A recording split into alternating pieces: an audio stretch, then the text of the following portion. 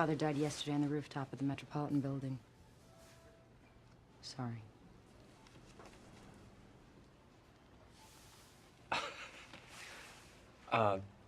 Look, the liquor round's just over there, so if you Your want to father go... was one of the greatest assassins who ever lived. The man who killed him is behind you.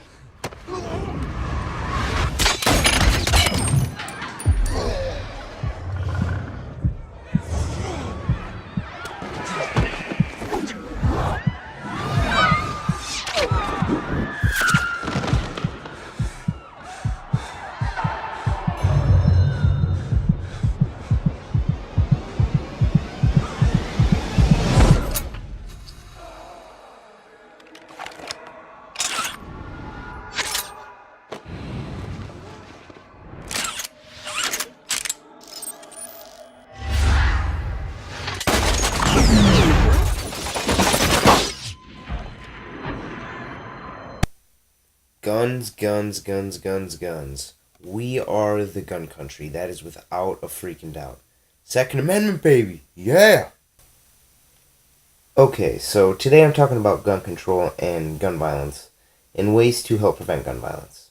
Extremely controversial topic, but an important one to discuss no matter how much gun rights activists hate it. Over 30,000 people die a year from gun-related deaths, and there are truly very logical ways to bring this number down. So I guess I'll start with the most obvious examples. The fact that people on the terrorist watch list and the no-fly list can buy weapons. I think most people understand and can see how stupid that this actually is. At least I pray that they can. However, it doesn't stop there. All types of common sense legislation can be passed to make citizens safer from gun violence. Let me explain a little more. From the years 1984 to 1993, gun homicide rates increased 55%. Then, in 93, Bill Clinton signed the Brady Handgun Violence Protection Act, which required the purchaser of a weapon from a licensed firearm dealer to pass a background check. This in an attempt to decrease gun violence, which was on a steady increase, as noted before. Then, from 94 to 2006, the gun homicide rates fell by 32%.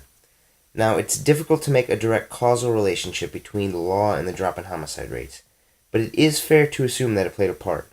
And I especially believe that it needed to be noted because this law that requires background checks does not extend to online sales and gun show sales. Only licensed firearm dealers require background checks. This fact alone almost makes the law itself invalid. Not entirely because I believe that the Brady Law did help a little bit in reducing gun homicides, but the means and access to guns is still very much a reality. Now imagine if all gun sales require background checks. It doesn't take a genius to conclude this, but I think it would do a lot of good in helping reduce gun violence. Now is that not common sense? I know, many Americans don't see it that way, but to me and others, this is as obvious as saying that money corrupts politics. I might argue that it is designed that way, but yeah, money corrupts politics is a no-shit statement. Now this is one way to improve gun safety and decrease gun violence, but we're just getting started. Think of a car. Before you're able to drive at 16 or whatever it is, what do you have to do? You have to pass a driving test and you have to pass a written test. Now why exactly do you have to do this? The answer is simple. It's because driving can be dangerous and being on the road can be dangerous. So we want to train and prepare those individuals for the potential dangers and make sure that they will not be endangering anyone else themselves. Sounds pretty simple enough, right? So I ask you, why don't we do this for guns? Guns are dangerous, much more in fact than a car. Yet you can purchase an AR-15 in less than an hour without any training at all. Now something I hear all the time is guns don't kill people, people kill people. Very common argument that gun rights activists make. Hearing that for the first time, it sounds fairly logical to be honest. But if you think critically about it for a minute, it's actually not entirely true. Every day in America, approximately 2 people die from an accidental gun-related incident. That's over 700 people a year killed not by another person, but by the misuse of a dangerous weapon that wasn't respected as so. That is what is lost in this country with some. There is a lack of respect for the power and danger of guns, and this needs to change. Also, I truly believe that having a gun in your hand, the power of life and death, in your hand, in certain circumstances, can negatively affect your brain and your thought process. And not just when the gun's in your hands, but even when it's just easily accessible. Think about this. Imagine you have a friend. He has a bit of an anger problem, but he's a good guy. You've known him for a long time, and he's a good person. He's just got an anger issue.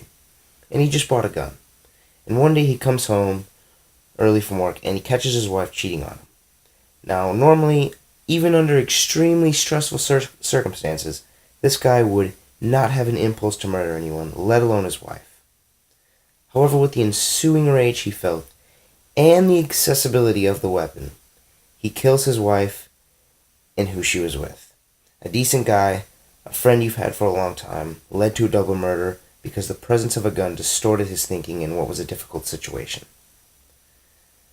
Now, you see stories like this every now and then, but unfortunately no research has been done on this topic because, of course, the NRA banned it back in 1996. So in reality, this is somewhat of a speculation, but if you look at it objectively, it is completely logical and makes perfect sense. Now back to legislation and how it can help reduce you-know-what. Back in 1995, the state of Connecticut implemented a law that required the purchaser of a gun to pass a background check from any seller. So any sale of a gun had to pass a background check. Since that time until now, the state saw a 40% decrease in firearm-related homicides and a 15.4% decrease of suicides with guns. Important to note that the large drop in homicides was found only in firearm-related homicides.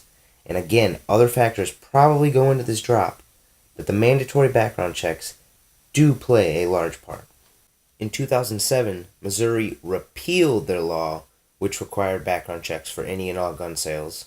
This in turn eliminated background checks from private sellers. And what do you think happened? From 2007 to 2012, Missouri's murder rate went up 14%, firearm homicide rate went up 25%, and suicides with guns went up 16.1%. The fact of the matter is, these laws work to some degree or another.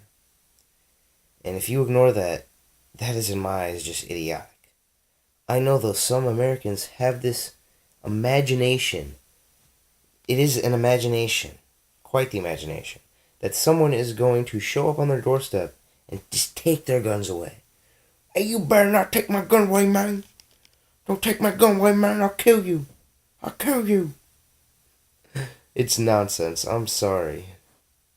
No one in the government, and no one at all really, has a plan to take away guns from law-abiding citizens. That's just not real.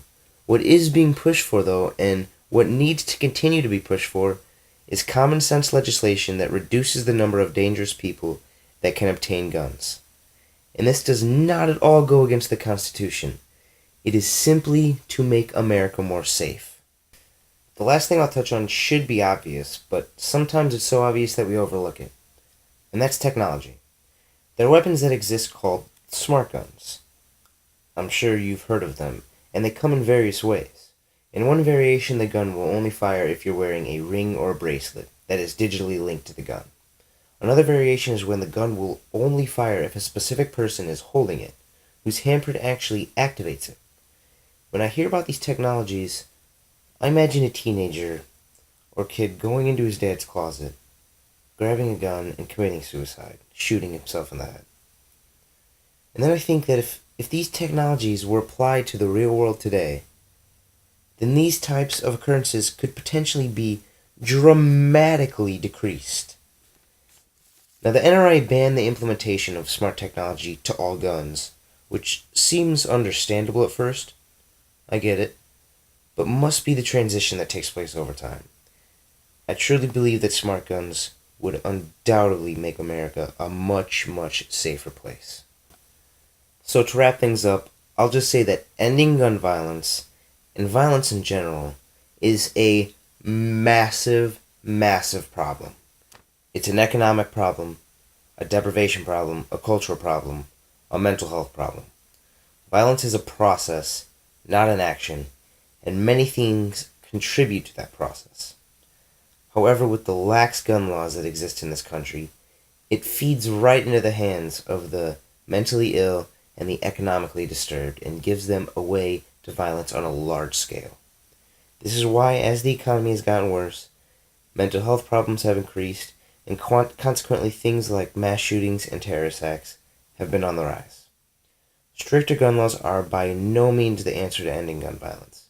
They are just the first step towards a more peaceful society.